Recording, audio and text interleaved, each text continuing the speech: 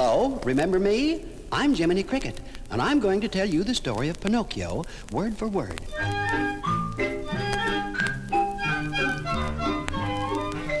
Once there was a kindly woodcarver named Geppetto, who lived with Figaro, his cat, and Cleo, his goldfish. Geppetto had no children, but oh, how he wanted a little boy. One night, Geppetto started carving a piece of wood. And the first thing he knew, he had a little boy. Not a real boy, of course, but a little wooden boy, a puppet. I'll call him Pinocchio. Pinocchio was only made of wood, but already Geppetto was very happy. 9 o'clock, time for bed. All of a sudden... Look, Figaro, look. The wishing star is in the sky. Starlight, star bright, I wish I may, I wish I might have the wish I make tonight. Figaro, you know what I wished? I wished that my little Pinocchio might be a real boy. And with that, they all went to bed. Now, I saw all of this because I was living on the hearth before the fireplace in Geppetto's house. And I thought to myself, when you wish upon a star, makes no difference who you are. Anything your heart desires will come to you. If your heart is in your dream, no request is too extreme. When you wish upon a star, your dreams come true. When I finished, the wishing star grew brighter and brighter. And then into the room came a blue fairy. Good Geppetto, you deserve to have your wish come true. And you, Pinocchio, little puppet made of pine, wake. The gift of life is thine. Huh? Me? Why, I can move and talk and walk. I'm alive. I'm a real boy. Not yet, Pinocchio, but prove yourself brave, truthful, and unselfish, and someday you will be a real boy. And you, Jiminy Cricket? Who, me? You will be Pinocchio's conscience. Well, don't I get a gold badge or something? If you're a good conscience, yes. Oh, gosh. Now listen, Pinocchio. Anytime you need me, give a little whistle, like this. Like this? That's right.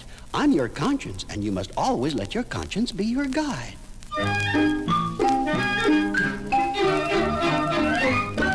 The next morning, Geppetto saw that his wish had come true, and he was very, very happy. Pinocchio, my little boy. Come, say hello to Figaro, the cat. Hello, Figaro. And Cleo, the goldfish. Hello, Cleo. And now, off to school. An apple for your teacher, a school book for you. Goodbye, son. Goodbye, Father. Well, I was still asleep, and right away Pinocchio ran into trouble. Down the road to school was a sly old fox named J. Worthington Foulfellow. And a bad old cat named Gideon.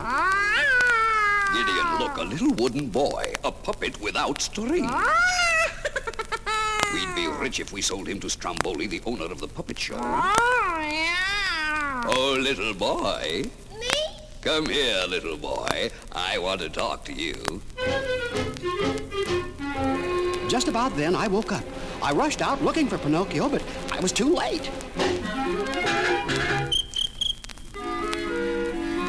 Some conscience I was. By the time I reached Pinocchio, they had talked him into playing hooky. School is a waste of time, my boy. You belong in the puppet show, right, Gideon? Me, an actor? Of course, you'll be rich and famous, right, Gideon? Right, Pinocchio? Right, Mr. J. Worthington Foulfellow.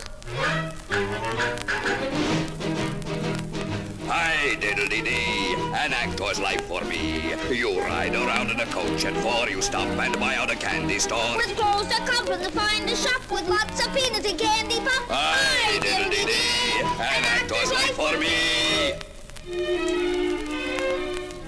They they sold him to Stromboli, and Pinocchio was a big hit because he was a puppet without strings. But that night, Pinocchio couldn't go home, for Stromboli locked him in a bird cage.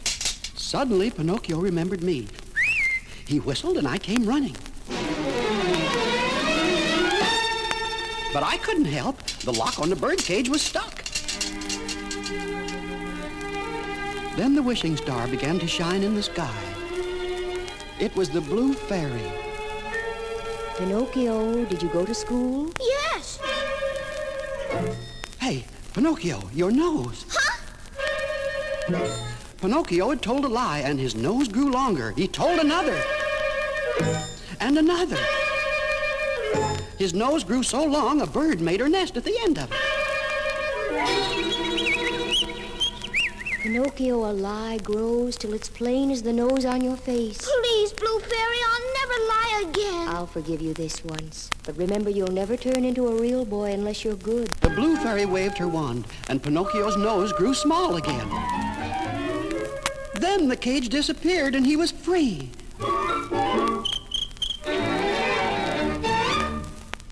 In Geppetto's house, dinner was ready. Geppetto was hungry. Figaro was hungry. But they wouldn't eat until Pinocchio returned. Finally, Geppetto said, Pinocchio must be lost. Let's go find him. Just then, Pinocchio and I were heading home. Now, Pinocchio, I said before, whenever you get into trouble, just whistle. I'll remember, Jiminy. It's easy, Pinocchio. When you get in trouble and you don't know what to do, give a little whistle, give a little whistle. When you meet temptation and the urge is very strong, give a little whistle, give a little whistle. Not just a little squeak, pucker up and blow. And if your whistle's weak, yell. Jiminy Cricket! Right! Take the straight and narrow path. And if you start to slide, give a little whistle. Give a little whistle. And always let your conscience be your guide. Pinocchio started to run home and soon was way ahead of me. But before he reached Geppetto's house, he ran right into J. Worthington Foulfellow. And Gideon. Pinocchio, you did a wonderful job in Stromboli's puppet show. You deserve a reward. A trip to Pleasure Island. Right, Gideon? Right, Pinocchio? Right, I guess, Mr. J. Worthington Foulfellow. Pleasure Island? Uh-oh. That's where bad boys go and where they can break windows, throw mud, and chop up furniture. It sounded like a lot of fun to Pinocchio, so off he went. But Pinocchio soon found out the terrible things that happen to boys who go to Pleasure Island. Oh, gosh! My ears, they're turning into a donkey's ears. And I'm growing a tail. Jiminy! Jiminy, help! Get me off Pleasure Island before I turn into a real donkey. Jiminy Cricket! Well, lucky for Pinocchio, I followed him to Pleasure Island. I heard his whistle. I grabbed his hand and yelled, "Run, Pinocchio, run!" So we ran and ran, right off of the island, dove into the water and swam. And swam. We got to dry land and ran and ran some more. And finally, we reached Geppetto's house. Father, where are you? He's not here, Pinocchio. This note says your father and Figaro and Cleo, too, went to look for you and were swallowed by Monstro the whale. Then we must save them. Quick, to the bottom of the sea. Now, into the sea we went. Suddenly, there was Monstro the whale. Monstro took one look at us and swallowed hard. And we were swept into his belly. Father, it's Pinocchio. Pinocchio, my son. Oh, Your ears? Yes, I have donkey's ears and a donkey's tail, but I'm not all donkey yet. It doesn't matter. Now we'll live together forever. You and Figaro and Cleo and me, forever in the belly of the whale. But we can get out if we make Monstro sneeze. Why, he'll sneeze us out. An excellent idea. Geppetto built a fire and made a lot of smoke, which tickled Monstro's nose. And then...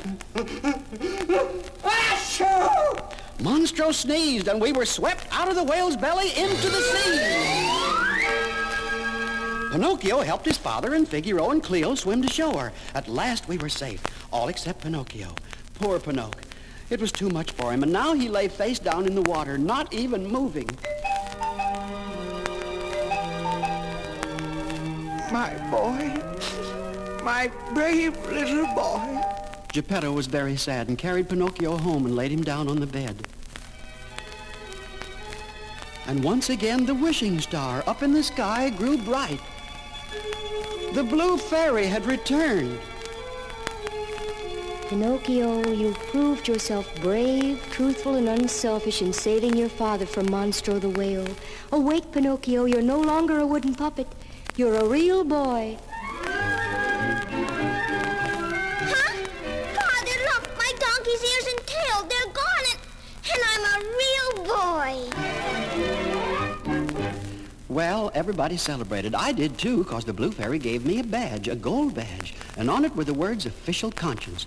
Geppetto was so happy. Now he had a real son. His wish had come true.